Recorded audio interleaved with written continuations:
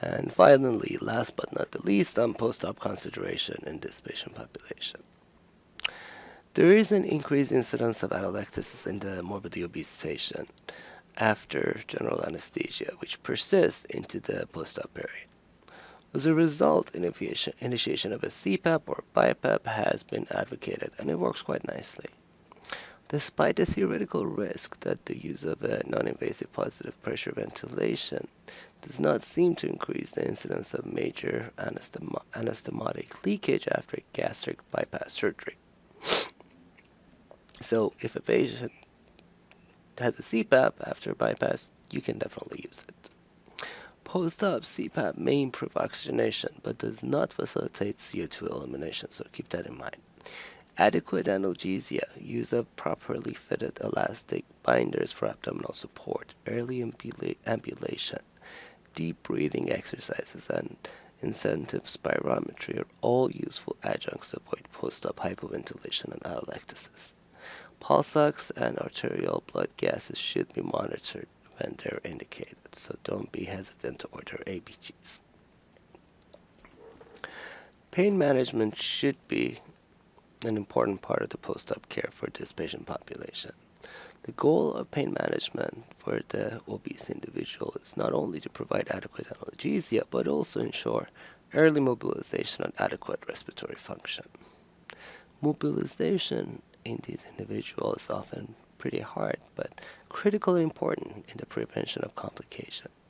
Pressure ulcers, pulmonary emboli, DVTs, and pneumonia are some of the common complications that can be prevented by early mobilization. Options for pain management should include multimodal analgesia, regional analgesia techniques, early mobilization, supplemental oxygen, and elevation of the head of the bed. Beside delivery of a safe analgesic technique, adequate post-op monitoring is required to ensure safety.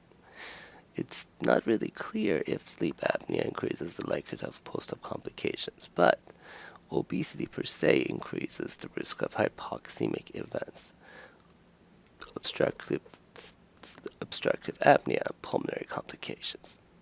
All of these complications occur more commonly in patients with known sleep apnea. Opioids are known to increase the risk of central apnea, but patients with sleep apnea are at particular risk for opioid-induced apnea.